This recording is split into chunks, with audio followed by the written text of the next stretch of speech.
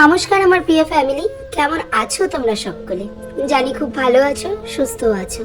তোমাদের আশীর্বাদ এবং ভালোবাসায় আমি এবং আমার পরিবার সবাই ভালো আছি। রানাঘাটের ছোট্ট একটি গ্রাম থেকে আমি দীপিকা আবারও নতুন আরো একটি ব্লগে তোমাদের সকলকে অনেক স্বাগতম জানাচ্ছি। স্বাগত জানিয়ে আজকের ভিডিওটি আমি এখান থেকেই শুরু করছি। আশা রাখছি ভিডিওটি তোমাদের খুব ভালো লাগবে। আর যদি ভালো লেগে থাকে তাহলে একটা লাইক করে দাও প্লিজ, আর একটা কমেন্ট করো। আর যদি আরেকটু বেশি ভালো লাগে তাহলে প্লিজ বন্ধুদের মধ্যে একটু শেয়ার করে দিও।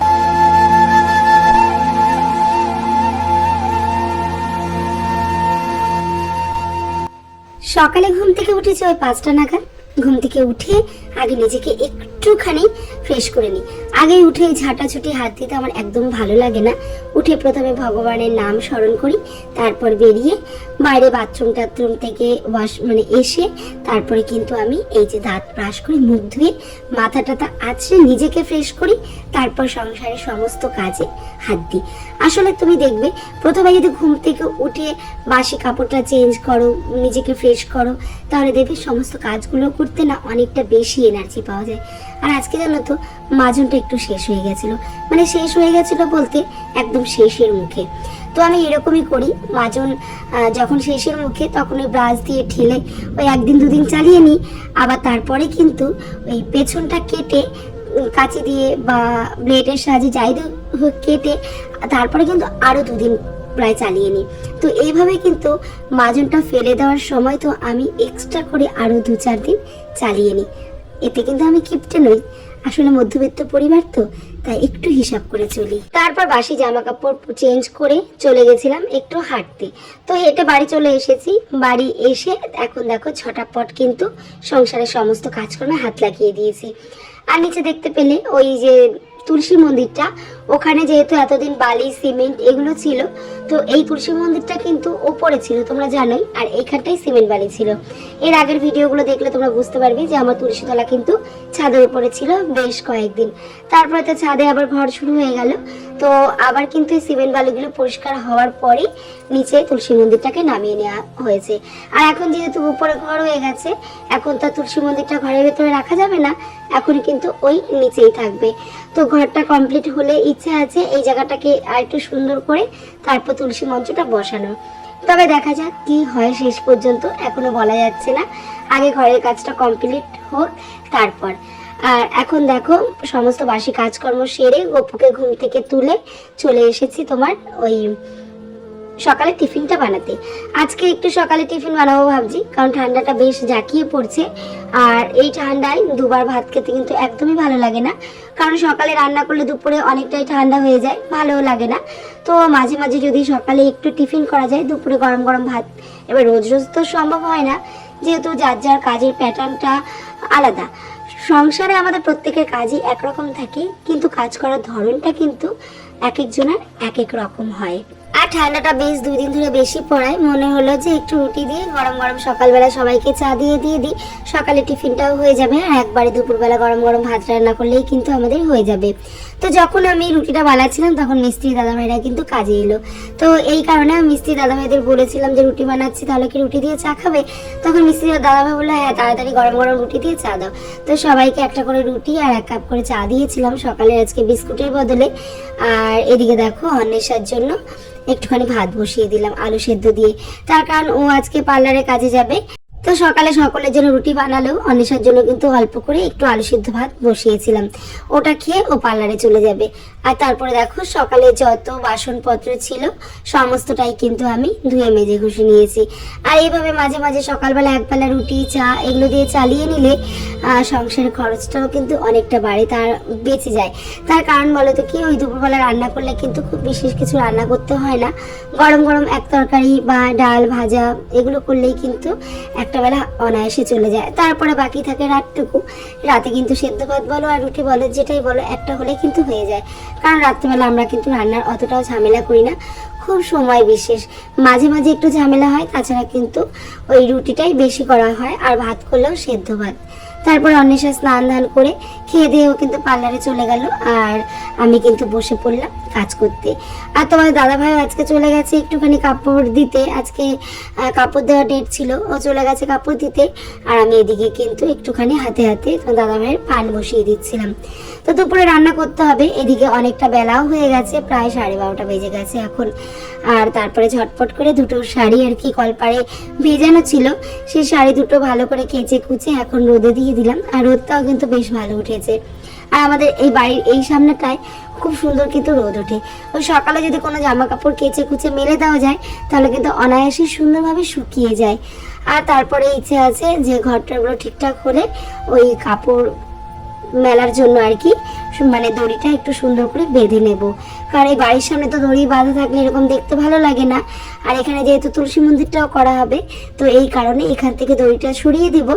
আর এই যে আমাদের পাশ দিয়ে যে গলিটা আছে ওখান দিয়ে কিন্তু একটা দড়ি সুন্দর করে বেঁধে নেব।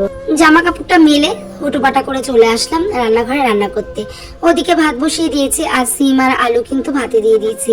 আর এদিকে এখন রান্না করব এই যে অল্প সামান্য নদীর পুঁটি মাছ, আর ওখানে কিন্তু আরেকটা মাছও এনেছিল, ওটাকে আমরা তো বৈরাগী মাছ বলি, তো তোমরা কে কি বলো, অনেকে আমোদি মাছ বলে, এক একজন এক এক নামে ডাকে আর কি। তো আজকে 2 রকমের মাছ করব। আর ওদিকে সিম আলু সিদ্ধ দিয়ে দিয়েছি, ব্যাস এটাই। যেহেতু হচ্ছে অনেশার ঠাকুমা ওই বৈরাগী মাছটা খায় না, ওনার জন্যই কিন্তু অল্প করে এই যে পুঁটি মাছ রাখা হয়েছে। এটা হচ্ছে সিম আর আলু দিয়ে রান্না করব, চচ্চড়ি টাইপের আর কি। আর ওটাও কিন্তু একটু শুকনো শুকনো করবো, ব্যাস এটা দিয়ে কিন্তু আমাদের দুপুরে খাওয়া দাওয়া কমপ্লিট হয়ে যাবে। তো পুঁটি মাছটাকে প্রথমে ভালো করে, একদম টাটকা নদীর পুঁটি মাছ ছিল, খুব সুন্দর মাছগুলো ছিল, তার সাথে কিছু মরলা মাছও ছিল। প্রথমে মাছগুলোকে হালকা করে ভেজে নিয়েছি, কারণ এই চুনো মাছ বেশি কড়া করে না ভাজলেও চলে। তারপর তেলের উপরে কালো জিরা ফোড়ন দিয়ে পেঁয়াজ কুচি লঙ্কা কুচি দিয়ে ভালো করে একটু ভাজা ভাজা হয়ে গেলে সিম আর আলু যে কুচিয়ে রেখেছিলাম ওটা দিয়ে সামান্য নুন হলুদ অল্প করে জিরের গুঁড়ো ধনে গুঁড়ো এগুলো দিয়ে তারপরে আমি ভালো করে কষিয়ে জল দিয়ে দিয়েছিলাম। তো কখনো কখনো যদি রাঁধুনি ঘরে থাকে আমি কিন্তু চুনো মাছের রাঁধুনিও ব্যবহার করি। আসলে এই ধরনের নদীর বা গঙ্গার টাটকা চুনো মাছে কিন্তু তেরম বিশেষ কিছু মশলা না দিলেও চলে, এমনিতেই কিন্তু খেতে ভীষণ ভালো লাগে। আর এখন তো শীতকাল, ধনেপাতা তো পড়বেই তরকারিতে, আর ধনেপাতা দিলে কিন্তু অতটাও মশলা না দিলেও আর কি চলে। তবে এই মাছটা শুধুমাত্র আমার শাশুড়ি মা যে খেতে খুব ভালোবাসে সেটা কিন্তু নয়, এই মাছটা কিন্তু আমাদের বাড়ির প্রত্যেকে খেতে খুবই ভালোবাসে। আসলে চুনো মাছটা এমনই একটা জিনিস, খেতে ভালো লাগে, কাটতে বাছতে ধুতে কিন্তু অনেকটা সময় লেগে যায়। তো এই কারণে মাঝে মাঝে ওই চুনো মাছ দেখলে কিন্তু খুবই বিরক্ত লাগে। যেহেতু খাবার জিনিস এবং খুব সুস্বাদু একটা জিনিস, সেহেতু বিরক্ত লাগলে তো চলবে না, তাই মাঝে মাঝে কিন্তু বিরক্ত লাগলেও এরকম ভালোভাবে রান্না করতে হয়। আর শীতের দিনে কিন্তু এই শীতের সবজি দিয়ে চুনো মাছ খেতে খুব ভালো লাগে। যাই হোক, জলটা দেওয়ার পর জলটা একটু ফুটে গেলে ঢাকনাটা খুলে আমি একটু টমেটো কুচি আর একটু ধনেপাতা কুচি কিন্তু দিয়ে গ্যাসের ফ্লেমটাকে একদম কমিয়ে দিয়ে ঢাকা দিয়ে দিলাম। এবার কিন্তু আস্তে আস্তে চুনো মাছের তরকারিটা একদম হয়ে যাবে। আর এদিকে একটা মশলা করে নিচ্ছি, ওই যে বলেছিলাম বৈরাগী মাছ বা আমোদি মাছ, ওইটারই কিন্তু একটা মশলা করে নিচ্ছি, করে তারপরে কিন্তু ওটা রান্না হবে। তো মশলার মধ্যে বিশেষ কিছু নেই, টমেটো পেঁয়াজ আর কাঁচা লঙ্কা ছিল, আর সেই সঙ্গে ধনেপাতাটা। আর আজকে কিন্তু আমি আমোদি মাছে ধনেপাতাটা বেটেই দিয়েছিলাম, কারণ আজকে দেখলাম বেটে দেওয়াতে তরকারির স্বাদটা যেন আরেকটু বেড়ে গেছে। আসলে এরকমই করি আমি, বাড়িতে যে কোনো মাছের রেসিপি হোক বা যে কোনো রেসিপির উপর নিজের একটুখানি টেকনিক ট্রাই করি, আর খেতে দেখে কিন্তু বেশ ভালোই লাগে, খারাপ কিন্তু একদমই লাগে না, ভালোই লাগে। তো আজকে ঠিক তেমনই একটা টেকনিক আমি খাটিয়েছি মাছের ওপরে, সেটা হলো তোমার ওই ধনেপাতাটা কুচিয়ে না দিয়ে আমি কিন্তু এটাকে বেটে দিয়েছিলাম। আর তারপর হালকা হাতে সমস্ত মশলা দিয়ে মাছ দিয়ে, যেহেতু মাছটা আজকে কাঁচা রান্না করব, তো সমস্ত কিছু দিয়ে একটু ম্যারিনেশন করে ঢাকা দিয়ে রেখেছিলাম। আর এদিকে কিন্তু আমার চুনো মাছটাও হয়ে গিয়েছিল। চুনো মাছটা নামিয়ে তারপর এখন দেখো ওই আমোদি মাছটাকে রান্না করে নেব।